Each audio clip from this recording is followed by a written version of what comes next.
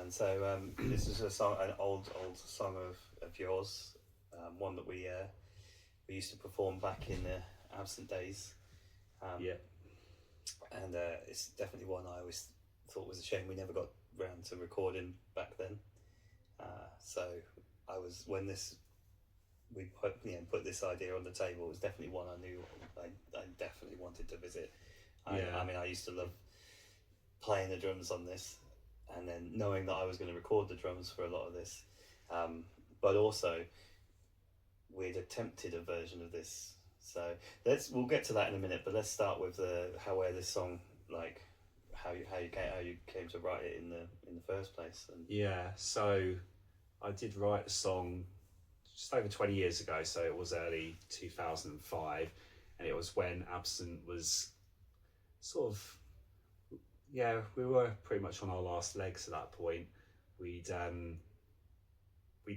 decided we were going to make one more like EP to put out to try and get music industry attention, get signed, because we'd had some opportunities a couple of years prior that we didn't quite capitalise on. Yeah, and I think that was a big frustration for I think all of us really, because we'd managed to garner this attention with the songs that we had.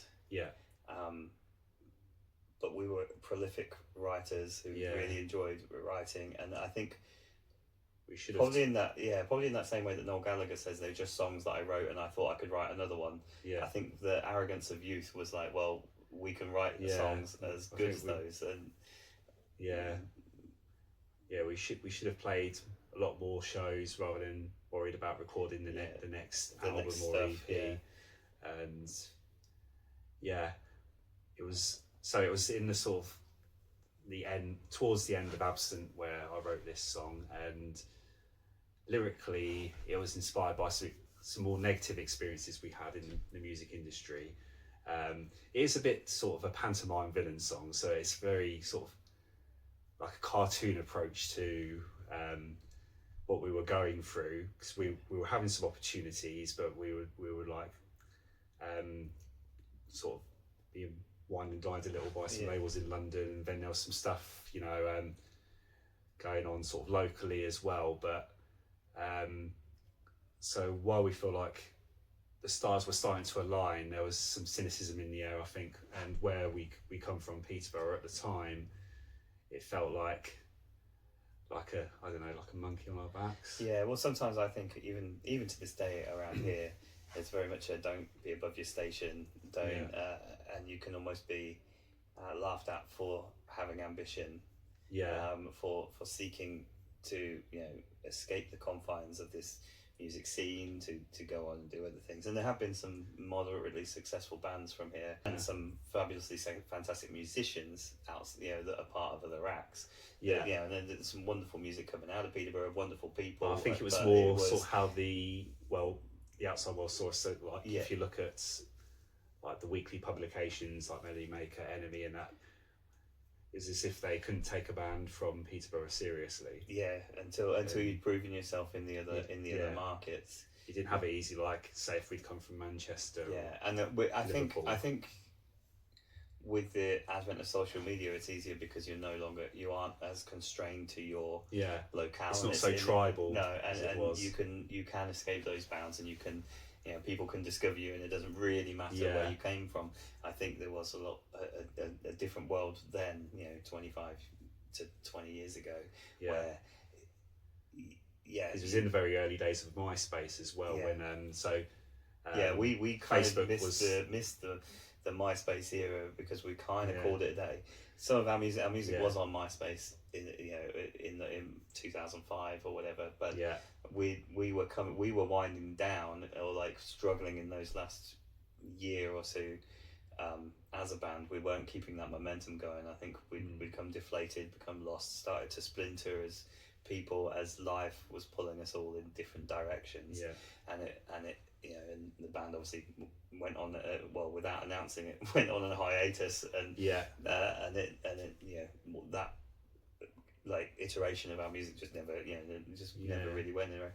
And I know this was one of the later things that we were doing. So it was Yeah. being played live. We had fully arranged it, and we were playing it live. Yeah. But pretty much our live sets in 2005 was the last EP we recorded, Everywhere But Anywhere. Yeah. And a couple of older songs, but then The Be All and End All was a prominent song. We played it at pretty much every gig we did in 2005. We played it in London. We've got a version of that.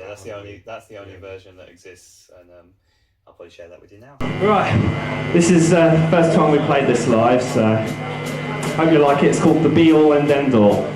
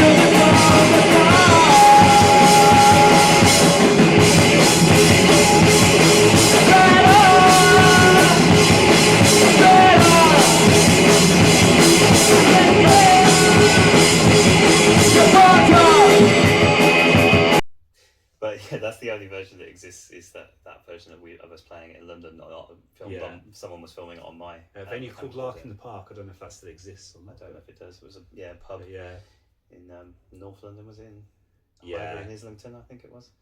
And that was in May 2005. I normally remember the exact dates of these things, but that escapes me. So at some point in May of 2005. Yeah, it was one of our last few gigs, and we played that, but we never got around to recording it. No. In that. And I regretted that. Like, even though I knew it, sort of towards halfway through 2005, I was wrestling with the decision whether to call it a day, because I just didn't want to see the band sort of just fade into nothing, fade into obscurity when we and at that point I know that you'd obviously had these other musical projects that you became involved in in order to get you get your musical kicks, as it were, somewhere. So whilst the rest of this band was kind of just falling apart, you had an outlet already, and it took you off in that direction. You never wanted to you didn't really want to revisit songs we'd already done with Absence, so it definitely was a song that just kind of disappeared. But I always really liked the song. I always have great memories of playing the song. And then I remember when we were doing, we were going to go to Park Street to record. We ended up just going to record Set of Free, but we were working on some other stuff. So when Andy was in the band and Jem was in the band, and Jem couldn't make the Set of Free sessions. So we were going to. It was just the three of us. Just the three of us. So we said, "Well, do these as a three-piece, and then I'll play." And I said I would play the drums on these things. So we worked on that one and Set of Free. I think there was something else as well, maybe, but that's by the by. But I think it was just those two. So we definitely. I know we thought about that. The Be All and End All being the B-side. B-side. Free. And then we thought, well, if we get time, we'll do that. So we did a kind of a rough sketch, and we did that at Andy's in Andy's own home, which he has a studio in his personal home. Noise Studios. Personal Noise Studios. Shout out to Andy's Personal Noise Studios. Yeah, we were at that session, and we tracked a version, and I remember being super excited because I did it in a single take. And I hadn't played this song. That was on. Is it on the electric drum kit? No, it was on on a real drum kit. Yeah. So, but yeah, I did the whole thing in a single take. And I remember being super like proud of that. I was like, right, that's it. We'll do that. And then we went to Liverpool. We recorded set of 3. We didn't have enough time or money to be able to record 2 things there. So I thought, well, we'll finish the version we started at Andy's as a B-side. Yeah. Andy did a very rough mix of it, which sounded great, and I was like, right, it needs vocals, or and maybe some other bits and pieces. Yeah. And then Jake joined the band. Yeah, he joined the band a few months later. Yeah, so we finished and we put out set of 3. Jake joined the band, and again, for some reason, this song kind of just dropped, and Andy lost a big part of it. Was Andy lost the recordings, so the only remainder we had was that rough mix that he'd sent me across. Yeah. So we thought, all right, that's lost, so we won't do it. So then fast forward to when we came to say we were going to do this Patchwork Memories. I was like, right, let's go revisit that song. Yeah. And I remembered that demo version, so I brought that up and I was playing it, and I thought, you know what, this really is very, very close. I don't think anything really needs to change here. I think we can finish what we started then, which I thought for this project was an amusing, great way to do it. So we hadn't wasted that time. We just we were like, all right, let's layer something else on here. So we got Jake to come up with a new part. We were like, right, here you go, here's this song.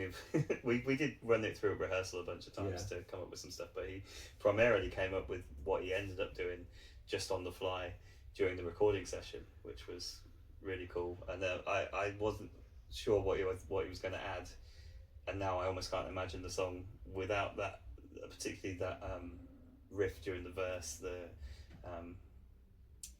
little riff he puts over the verse section. And then into the chorus has got this busy, like, arpeggiated part. It just seems to fit seamlessly. Yeah. I was able to mix it into it quite well, I believe, and it sits there and it feels very much a part of the band. So, those were separated by 7 or 8 years of. Yeah, it's interesting journey. So I wrote a song early 2005. We played it live throughout 2005 with Absent. We came back round to it in early 2016, recording at Andy's, and then fast forward 9 years later to 2025, where we finally finished it off. Finally finished it. So it's a 20-year journey, separated by 10 years in between each. And then when we came to do vocals, I was obviously originally going to sing the whole thing, but I knew that some of it was, like, some of the vocal delivery is a little bit idiosyncratic, so I was like, oh, well, let's just see about, like, maybe you can take some of the lines, and we weren't sure if we were going to alternate them or whatever, so we came in and did the...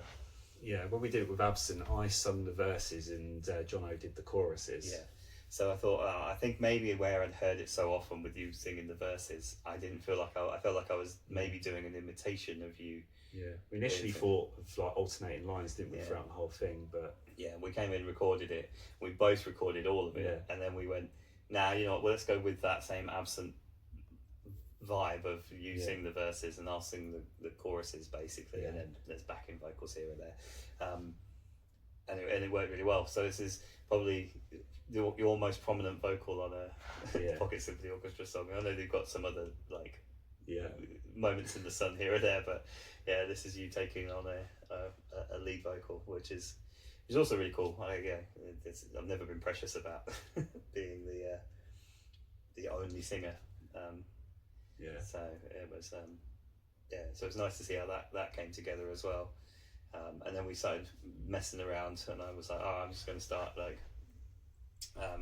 doing some like more screamy vocal, like shouty, like vocals, and then we ended up really liking it, even though it was originally just me joking, but we ended up really liking it, and I'm really quite happy we've been able to put that. I think it helps send up like you said, the more comic aspect, the tongue-in-cheek, the pantomime villain, the pantomime of the song. I think the me also pissing about in the studio kind of brings that out a little bit, and shows it shows our lighter side. So, like I was saying before, when about Broken Design, when we were discussing that people don't always see all the aspects, and a lot of the music that we've put out as singles and things we've thrown a lot of focus on have been very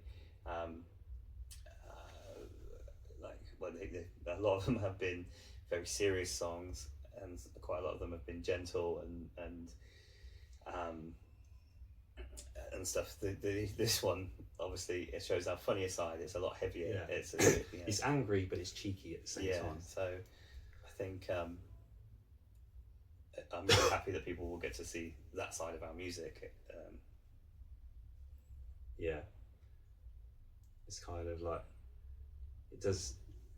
it's got this theme, but it's like there's a nudge wink to it at the same time. In terms of musical influences for the song, so it was very inspired by Queens of the Stone Age and the Hives. I know the Hives were a huge influence on the drum rhythm, particularly like Two Timing Touch and Broken Bones. I remember just loving the snare, how busy the snare was on that song. And I know that when we came to do this song back in Absent, and I was obviously just on the drums, I wasn't directly lifting the rhythm, but I had that kind of busy snare thing in mind, and so I leaned into that quite heavily. And I guess the Hives is an influence throughout, in the sense that, and a lot of the stuff that in that kind of ilk, maybe the Strokes as well, almost like a drum loop. So the verse, I wanted it to be like a really repetitive loop with very little variation, and I really liked that hi-hat. Like it sounds more like someone has looped a drum thing. I mean, it isn't looped, but I wanted to play it that way to make it feel like it was a drum loop, and I think it really helps drive I think I'm quite proud of it because it helps drive the song along. And then because that's driving as a loop, then you get into that chorus, and then you've got a really busy snare that pushes it in, makes it sound a lot faster than it actually is. So I'm quite proud of the drum arrangement, and also proud of myself for remembering it for those first that first decade or so. And then when we revisited it this time, and obviously I've been playing with Jonathan, we've kind of worked it out live with the band. Still, again, being able to remember it again, it shows, I think, that it must have been a memorable part, must have been a good part, because I've been able to keep it in my mind. It's always stuck with me as well. Been able to keep it in my mind for 20 years now. The song sounds like screaming out for a guitar solo as well, but I purposely didn't want one in there. I know Jake's part could always go down that route, but when you come to the breakdown section in the middle, between the two choruses, I just wanted to do some layered vocal harmonies. Wanted it to be quite sweet. I read something about Queens of the Stone Age where someone said it's kind of like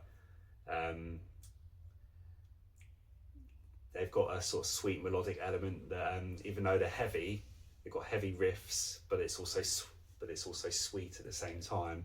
And I took that approach to the vocals for the verses, where there's it's very influenced by Josh Homme, the way he approaches things like singing with full power, but then also singing in falsetto, and also with a little bit of a sarcastic sort of tone as well.